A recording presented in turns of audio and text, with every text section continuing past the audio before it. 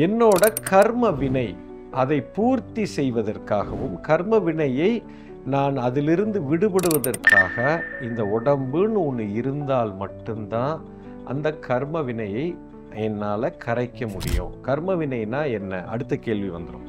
கர்ம வினைனா நான் செய்யக்கூடிய செயல், அந்த செயலுக்கு பின்னாடி இருக்கிற நோக்கம், அந்த ரெண்டுமே நான் ஏதோ ஒரு காலகட்டத்தில் இயற்கைக்கு எதிராக போயிருக்கேன். நல்லா புரிஞ்சுக்கோங்க. இயற்கைப்படி நான் போகணும், அது போகாமல் நான் மாற்றி பண்ணிட்டேன். மாற்றி பண்ணதுனால என்னுடைய எண்ணம், என்னுடைய சொல்லு, என்னுடைய செயல், என்னுடைய நோக்கம் இது எல்லாமே மாற்றி பண்ணதுனால என் மேலே ஒரு எஃப்ஐஆரை போட்டான்.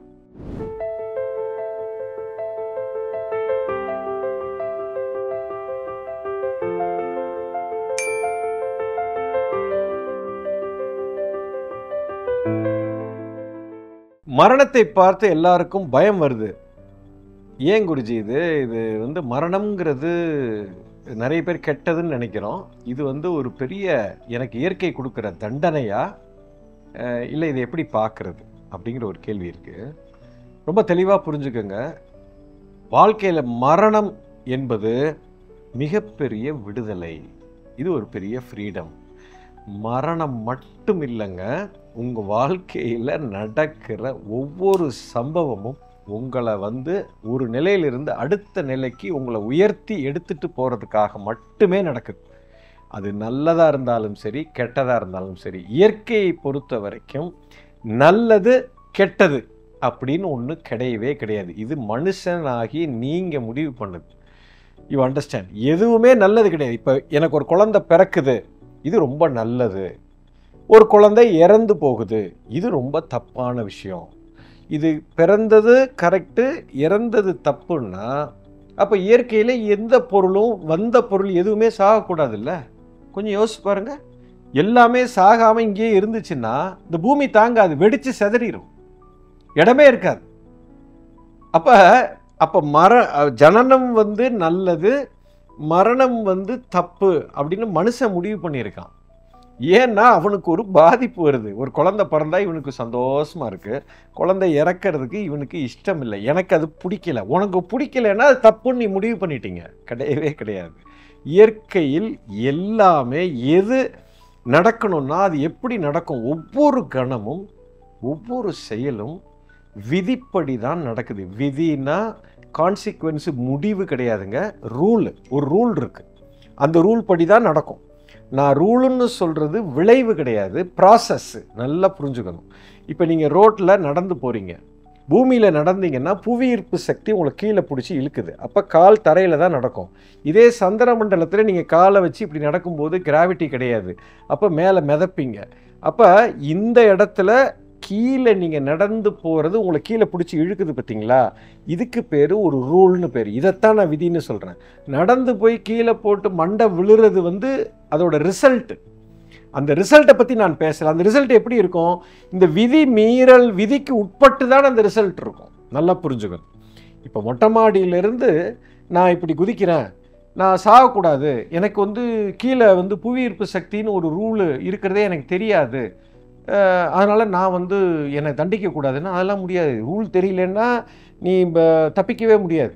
மொட்டை மாடியிலேருந்து நடந்து போனீங்கன்னா கீழே விழுந்து செத்து மண்டையை உடைக்கத்தான் செய்வேன். அதுக்கு நீயாக இருந்தாலும் சரி, பச்சை குழந்தையாக இருந்தாலும் சரி. அது பச்சை குழந்தைய போய் கடவுள் இப்படி கொண்டுட்டாரு, அந்த குழந்தைக்கு எப்படி தெரியும் மொட்டை மாடியிலேருந்து கீழே இப்படி போனால் நான் செத்து போயிடுவேன், அந்த குழந்தைக்கு ஏதாவது தெரியுமான்னா அப்படியெல்லாம் நீங்கள் தப்பிக்கவே முடியாது. விதியை யாராலும் மீற முடியாது. உனக்கு விதி தெரியல அப்படின்னா அதுலேருந்து நீங்கள் தப்பிச்சிக்க முடியாது. இதை தான் நீங்கள் நல்லா புரிஞ்சுக்கணும்.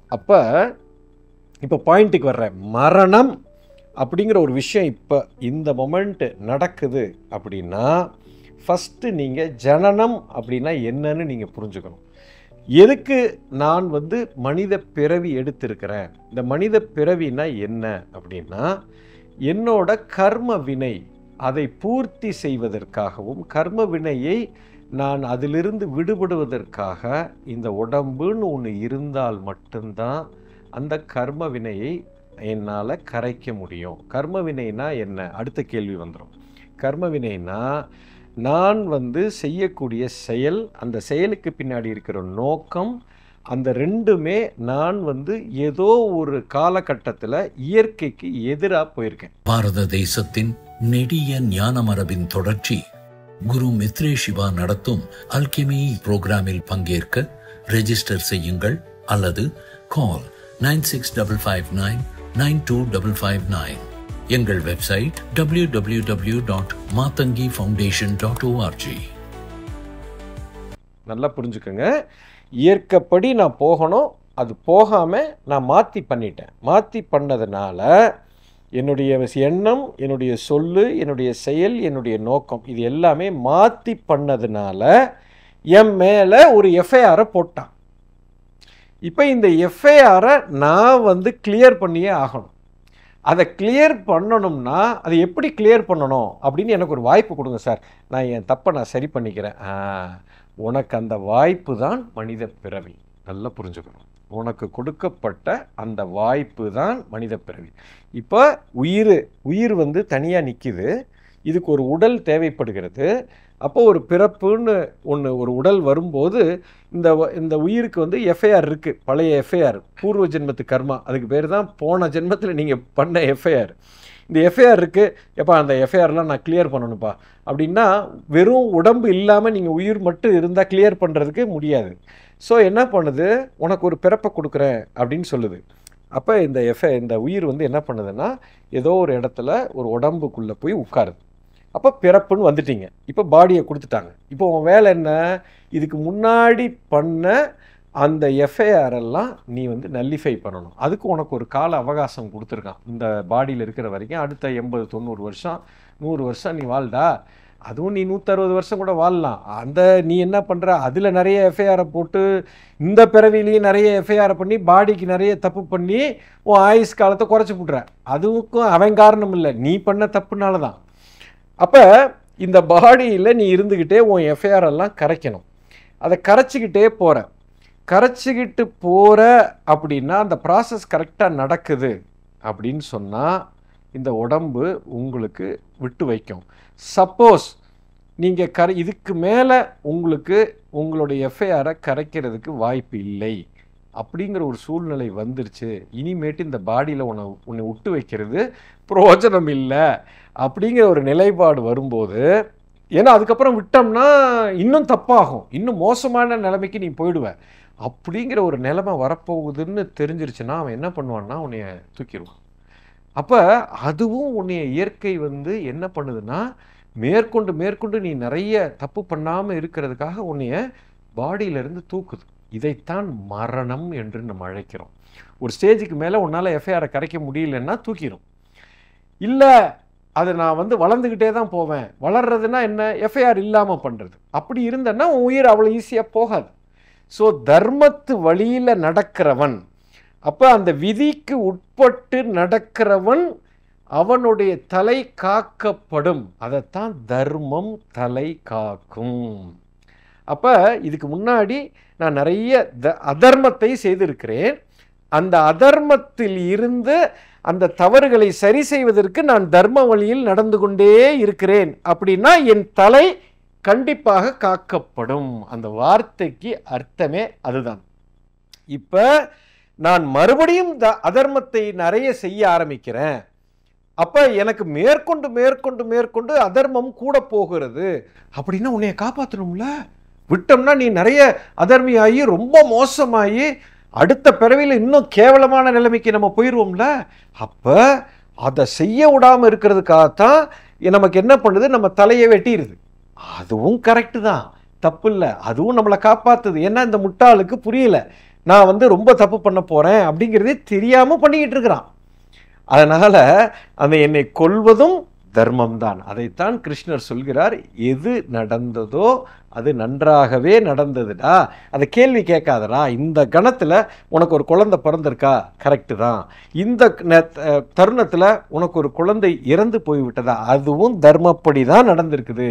ஏன்னா அது குழந்தை இருந்தால் உனக்கு பாதிப்பு அதிகம், இன்னும் நீ நிறைய தவறுகள் செய்வேங்கிறதுக்காக அதை தூக்கியிருக்கு. இதோட அர்த்தம் நமக்கு புரியாதனால நம்ம வந்து மரணம் எனக்கு தப்பு, இதனால் தப்பு, நஷ்டம் வந்தது, எனக்கு பிஸ்னஸில் நஷ்டம் வந்தது, என்னால் ஏற்றுக்க முடியல, அதுவும் கரெக்டு தான், உன்னைய காப்பாற்றுறதுக்காக தான் அது வச்சுருக்கு. ஏன் உனக்கு பிஸ்னஸில் நஷ்டத்தை கொடுத்துருக்கு 10 லட்ச ரூபா இல்லை 50 லட்ச ரூபான்னா, உன்னை அப்படியே விட்டன்னா நீ 2 கோடி நஷ்டத்துக்கு போய் நிற்ப. அதனால் உன்னை 50 லட்சத்தில் அது தூக்கிடுச்சு. You understand? ஸோ எது நடந்தாலும் அது வந்து உங்களுடைய விடுதலைக்காக மட்டுமே நடக்கிறது. நாம் அதிலிருந்து கற்றுக்க வேண்டிய பாடம் ஒன்று இருக்கிறது. அந்த பாடத்தை கற்றுக்கிட்டோம்னா நமக்கே அது என்னன்னு தெளிவாக புரியும். மரணம் ஜனனம் ரெண்டுமே ஒன்று தான். எப்போ ஜனனம் ஒன்று வருகிறதோ மரணம் ஒன்று கட்டாயம் உண்டு. அதுவும் விடுதலைக்காகத்தான். ஜனனமும் விடுதலையான ஆமாம், ஏன்னா பூர்வ ஜென்மத்தில் நான் பண்ண கர்ம வினையை தீர்ப்பதற்காக எனக்கு உடம்பை கொடுத்துருக்குறான். அதனால தான் எல்லாரும் என்ன சொல்கிறாங்க, நான் வந்து முக்தி அடையணும். முக்தி அடையணும்னா என் கர்மாவெல்லாம் இந்த ஜென்மத்தில் நான் கரைச்சிட்டு எனக்கு அடுத்த பிறவியே இருக்கக்கூடாது. பிறவி இருக்குன்னா கர்மா இருக்குன்னு அர்த்தம். அப்போ நான் இந்த ஜென்மத்திலே எல்லாத்தையும் நான் தீர்க்கணும் இறைவா, அதுக்கு எனக்கு புத்தியை கொடு, அதுக்குண்டான சூழ்நிலையை எனக்கு உருவாக்கி கொடு. நான் இதுக்கு முன்னாடி செய்தது, இப்போ நான் செய்துக்கிட்டு இருக்கிறது எல்லாத்தையும் நான் க்ளோஸ் பண்ணணும். நான் எல்லாமே க்ளோஸ் பண்ணிட்டேன், என் மேலே எந்த எஃப்ஐஆரும் இல்லை அப்படின்னா அடுத்த பிறவி கிடையாது. அப்போ பிறப்பு இல்லைன்னா சாவும் இல்லை. இதுக்கு பேர் தான் சாகா கலை என்று அழைப்பார்கள். மரணம் இல்லாத பெருவாழ்வு அப்படின்லாம் சொல்லுவாங்க. இதெல்லாம் நீங்கள் கேள்விப்பட்டிருப்பீங்க. அதோட அர்த்தம் இதுதான். மரணம் எப்போ இருக்காது, ஜனனம் எப்போ இல்லையோ மரணம் இருக்காது. அப்போ ஜனனமே கிடையாது. அப்போ ஜனனம் இருக்குன்னா மரணம் உண்டு. நல்லா புரிஞ்சுங்க. அப்போ ஜனனம் ஏன் வருகிறது? எஃப்ஐஆர்னால வருகிறது, கர்மவினையினால் வருகிறது. ஸோ இது எல்லாமே ஒன்றோடு ஒன்று கனெக்டட். ரொம்ப தெளிவாக உங்களுக்கு சிம்பிளாக புரிகிற மாதிரி சொல்லியிருக்கேன்னு நினைக்கிறேன். புரிஞ்சிருக்கும்னு நினைக்கிறேன். எஸ். பாரத தேசத்தின் நெடிய ஞான மரபின் தொடர்ச்சி குரு மித்ரே சிவா நடத்தும் அல்கெமி புரோகிராமில் பங்கேற்க ரெஜிஸ்டர் செய்யுங்கள் அல்லது கால் 9655992559. எங்கள் வெப்சைட் www.matangifoundation.org.